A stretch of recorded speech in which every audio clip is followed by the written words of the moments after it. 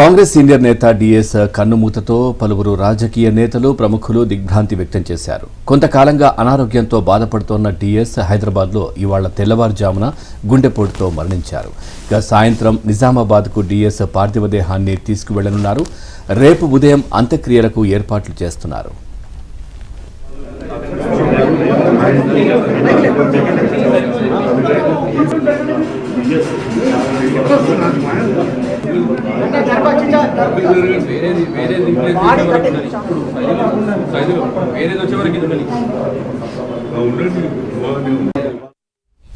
నిజామాబాద్ జిల్లా వేల్పూర్ గ్రామంలో 1948 సెప్టెంబర్ 27న జన్మించారు. ఆయనకు భార్య, 2 కొడుకులు ఉన్నారు. నిజామాబాద్ ఎంపీ ధర్మపురి అరవింద్ ఒకరు కాగా సంజయ్ మరో కుమారుడు. డిఎస్ మొదటిసారిగా 1989లో కాంగ్రెస్ తరపున నిజామాబాద్ శాసనసభ నియోజకవర్గం నుంచి పోటీ చేసి గెలుపొందారు. అలా తొలిసారిగా అసెంబ్లీలో అడుగుపెట్టాడు. అదే సమయంలో రాష్ట మంత్రివర్గంలో స్థానం కూడా పొందారు. ఇక 1998లో తొలిసారిగా ఆంధ్రప్రదేశ్ పీసీసీ అధ్యక్షుడిగా నియమితులయ్యారు. బీఆర్ఎస్ హయాంలో ఆయన రాజ్యసభ సభ్యులుగా ఉన్నారు. 3 సార్లు ఎమ్మెల్యేగా గెలుపొందారు.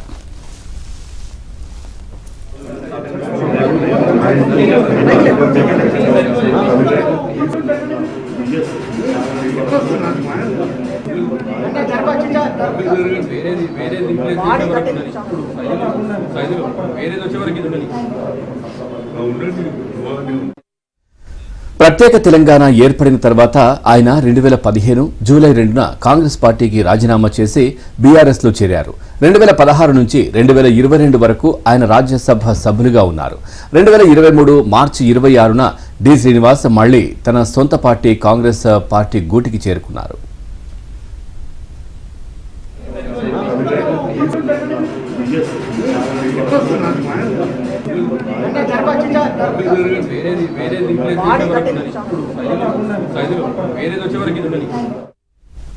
తెలుగు రాష్ట్రంలో తనకంటూ ఓ చరిత్ర కలిగిన నేత ధర్మపురి శ్రీనివాస్. ఆయన అందరికీ డిఎస్ గా సుపరిచితులు. నిజామాబాద్ జిల్లాకు చెందిన ఆయన వేల్పూర్ గ్రామంలో ప్రాథమిక విద్యాభ్యాసం పూర్తి చేశారు. 1970లో హైదరాబాద్లోని నిజాం కాలేజీలో బీకాం పూర్తి చేశారు. ఉస్మానియా యూనివర్సిటీ నుంచి ఎల్ఎల్బీ పట్టా పొందారు. అనంతరం ఆయనకు రిజర్వ్ బ్యాంక్ ఆఫ్ ఇండియాలో ఉద్యోగం వచ్చింది. హైదరాబాద్లో నివసిస్తున్న సమయంలో డిఎస్ ఒకసారి మాజీ ప్రధాని ఇందిరాగాంధీని కలిశారు. ఆమె విధానాలకు ఆకర్షితుడై రాజకీయాల్లో చేరారు. ఆ సమయంలోనే ఇందిరాగాంధీ కాంగ్రెస్ పార్టీకి సంబంధించి ఓ విద్యార్థి విభాగాన్ని ఏర్పాటు చేశారు.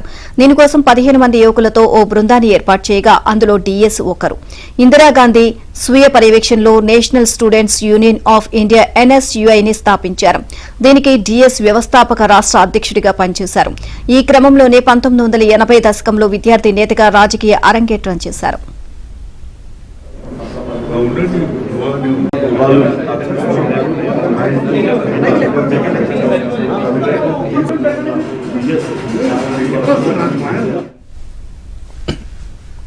ఆ సమయంలో మంత్రిగా ఉన్న అర్గుల్ రాజారాం డిఎస్ ను చేరదీశారు. తన అనుచరుడిగా ప్రాధాన్యతనిచ్చారు. అర్గుల్ రాజారాం ప్రోత్సాహంతో పాటు చురుకైన కార్యకలాపాలతో డిఎస్ అతి తక్కువ సమయంలోనే నిజామాబాద్ జిల్లాలో కీలక నేతగా ఎదిగారు. 1982లో ప్రత్యక్ష రాజకీయాల్లో తొలి అడుగుపడింది.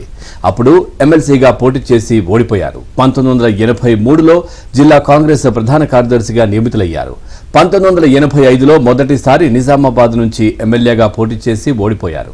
తిరిగి 1989లో మళ్లీ పోటీ చేసి ఎమ్మెల్యేగా గెలుపొంది అసెంబ్లీలో అడుగుపెట్టారు. అప్పుడు మర్రి చెన్నారెడ్డి మంత్రివర్గంలో స్థానం లభించింది. ఆ తర్వాత నేదురుమల్లి జనార్దన్ రెడ్డి మంత్రివర్గంలో మరోసారి పదవి లభించింది. కోట్ల విజయభాస్కర్ రెడ్డి పీరియడ్లో కూడా మంత్రిగా పనిచేశారు డి శ్రీనివాస్.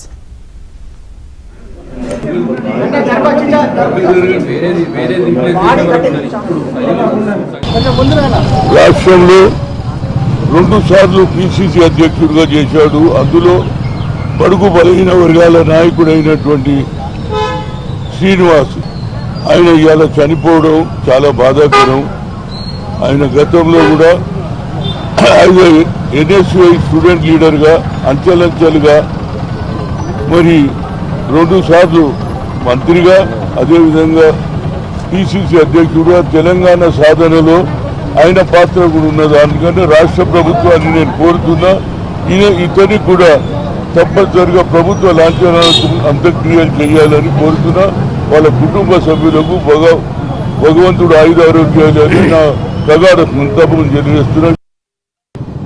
ఆంధ్రప్రదేశ్ ఎన్ఎస్సీ అధ్యక్షుడిగా, కాంగ్రెస్ అధికారంలోకి వచ్చేప్పుడు అధ్యక్షుడిగా, రాష్ట్ర మంత్రిగా అనేకమైనటువంటి బలహీన వర్గాల ఉద్యమాల్లో, తెలంగాణ ఉద్యమాల్లో పాల్గొన్నటువంటి పెద్దలు డి శ్రీనివాస్ గారి మృతి పట్ల ప్రగాఢ సంతాపాన్ని, వారి కుటుంబ సభ్యులకు సానుభూతిని వ్యక్తం చేస్తా ఉన్నాం. ఈరోజు ఏదైనా కాంగ్రెస్ పార్టీలో అంతర్గతంగా సమస్య ఏర్పడితే డి శ్రీనివాస్ గారు ఒక పరిష్కారానికి ట్రబుల్ షూటర్గా కాంగ్రెస్ పార్టీని సమన్వయం చేయడంలో కానీ, అనేక అంశాలు టెలిఫోన్ పక్కనుంటే సీనన్న ఎంత పెద్ద చక్రమైన తిప్పుతాడనేటువంటి ఒక పేరున్నటువంటి వ్యక్తిగా కాంగ్రెస్ పార్టీకి సంబంధించి నాయకత్వంలో సమన్వయం చేసినటువంటి వ్యక్తి. అదేవిధంగా తెలంగాణ ఉద్యమంలో మేము పార్లమెంట్ సభ్యులుగా ఉన్నప్పుడు కావచ్చు, దానికంటే ముందు కూడా ప్రణబ్ ముఖర్జీ గారికి తెలంగాణ కాంగ్రెస్ పక్షాన కలిసి తెలంగాణ ఏర్పాటు పట్ల వివరించినటువంటి వ్యక్తి. బలహీన వర్గాల ఉద్యమంలో కూడా అనేకంగా బలహీన వర్గాల రాజకీయాలకు సంబంధించినటువంటి నాయకత్వానికి సహకారం అందించాడు. ఈ విధంగా డి శ్రీనివాస్ గారి మృతి తప్పకుండా కాంగ్రెస్ పార్టీకి సంబంధించి మరి గతంలో గాంధీ భవన్కి వచ్చినాడు, ఆ రోజు కలవడం జరిగింది. చివరిగా దాని తర్వాత కలవలేకపోయినాం. వారి సహవాసం, వారి యొక్క ఆలోచన, వారికి ఉండబడేటువంటి క్రైసిస్ మేనేజ్మెంట్ స్కిల్స్లా వారిని మించి ఎవరు లేరు. వారు మరి ఈరోజు మా మధ్యలో లేకపోవడం విచారంగా వ్యక్తం చేస్తూ వారి ఆత్మకు శాంతి చేకూరాలని భగవంతుని ప్రార్థిస్తా ఉన్నాం. ధర్మపురి శ్రీనివాస్ గారు మరణించారనే వార్త టీవీలో చూసిన తర్వాత ఒక మంచి ఆత్మీయుణ్ణి, మంచి ఆప్తుణ్ణి కోల్పోయామన్నటువంటి బాధ నాకు చాలా దుఃఖానికి కారణమైంది. ఎందుకంటే శ్రీనివాస్ గారు అజాత శత్రువు. రాజకీయాలలో నాకంటే ఒక సంవత్సరం పెద్ద ఆయన. 1977లో వారితో పరిచయం నాకు. జిల్లాలో పెద్ద దిగ్గా ఉండేవారు. అరుగుల రాజారాం మాకు జిల్లాలో స్వాతంత్రం వచ్చిన తర్వాత అరుగుల రాజారాం గారు, రామ్ గోపాల్ రెడ్డి గారు మొదటి తరం వ్యక్తులు. రెండో తరం వ్యక్తులు శ్రీనివాస్ గారు, నేను, సంతోష్ రెడ్డి గారు. ఆ ఆప్యాయత అనుబంధం ఏ పార్టీలో ఉన్నా మా ఇద్దరికి ఉండేది. ఏ ఒక్కనాడు కూడా విమర్శలు కానీ, పరస్పరంగా తిట్టుకోవడం కానీ, పరుష పదజాలంతో మాట్లాడుకోవడం కానీ ఎన్నడూ జరగలేదు. అంటే తన రాజకీయ విలువలను కాపాడినటువంటి వ్యక్తి. వారు మంత్రిగా ఉన్నప్పుడు నేను శాసనసభ్యుడిగా ఉన్నాను, నేను శాసనసభ్యుడు ఉన్నప్పుడు వారు మంత్రిగా ఉన్నారు. తన జిల్లా అభివృద్ధిలో పార్టీలకు అతీతంగా కలిసి చేసినటువంటి స్వభావం కలిగినటువంటి వ్యక్తి డి శ్రీనివాస్ గారు. ఈ సందర్భంలో వారి మరణం పట్ల తీవ్రమైనటువంటి సంతాపాన్ని తెలియపరుస్తూ, వారి కుటుంబ సభ్యులకు ప్రగాఢ సానుభూతిని తెలియపరుస్తూ భగవంతుడు వారికి ఆత్మశాంతి చేకూర్చాలని ప్రార్థిస్తున్నాను.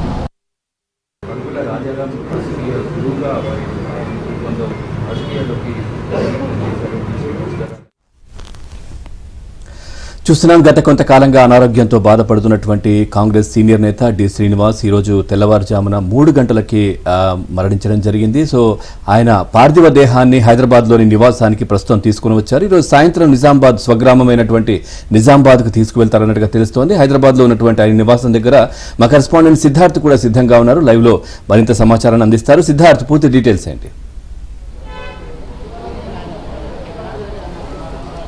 Thank you Pavan. Senior politician DS కాసేపటి క్రితం మరణించారు. ఉదయం 3 గంటలకు ఆయన చనిపోయారు.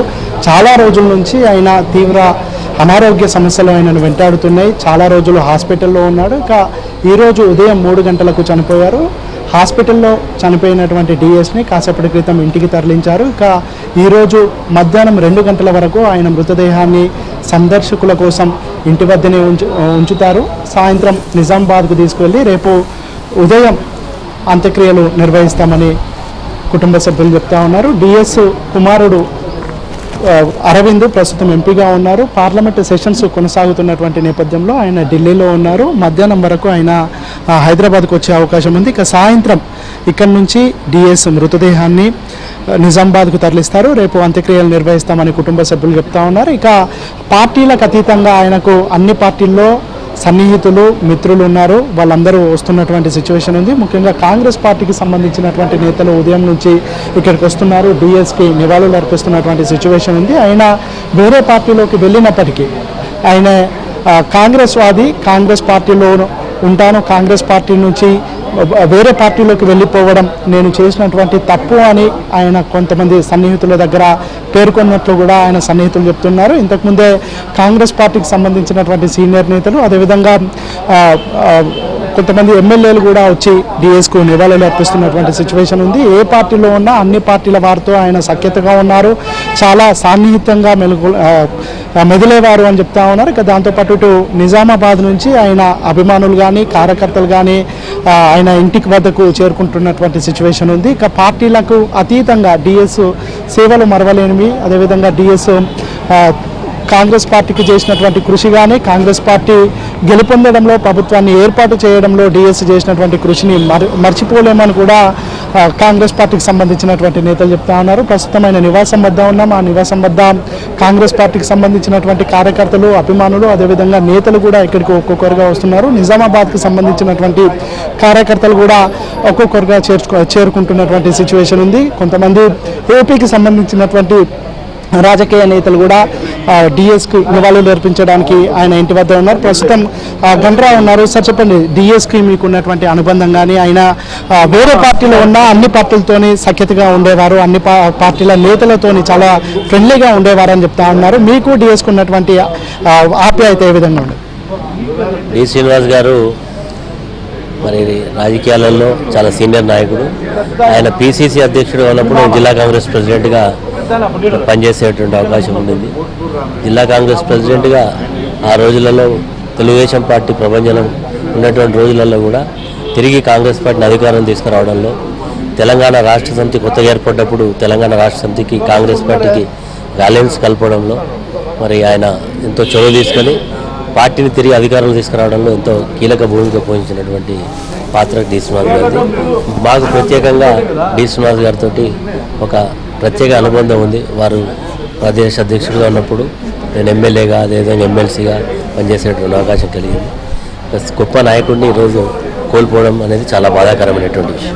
మొత్తానికి అయితే డిఎస్ చనిపోవడం రాజకీయాల్లో ముఖ్యంగా కాంగ్రెస్ పార్టీకి తీరని లోటు అని చెప్తా ఉన్నారు. కాంగ్రెస్ పార్టీలోకి వద్దామని డిఎస్ భావించారు. దానికి సంబంధించినటువంటి చర్చలు కూడా జరుగుతున్నటువంటి సమయంలోనే డిఎస్ చనిపోవడం చాలా బాధాకరమని కాంగ్రెస్ పార్టీకి సంబంధించినటువంటి నాయకులు చెప్తా ఉన్నారు. ఇక సాయంత్రం వరకు డిఎస్ పార్థివ దేహం ఆయన ఇంటి వద్దనే ఉంటుంది. ఆయన అభిమానులు ఆ పార్టీకి సంబంధించినటువంటి కార్యకర్తల కోసం డిఎస్ మృతదేహాన్ని ఇంటి వద్ద ఉంచుతారు. సాయంత్రం 4 గంటల ప్రాంతంలో మృతదేహాన్ని నిజామాబాద్కు తరలిస్తామని కుటుంబ సభ్యులు చెప్తా ఉన్నారు. సారీ.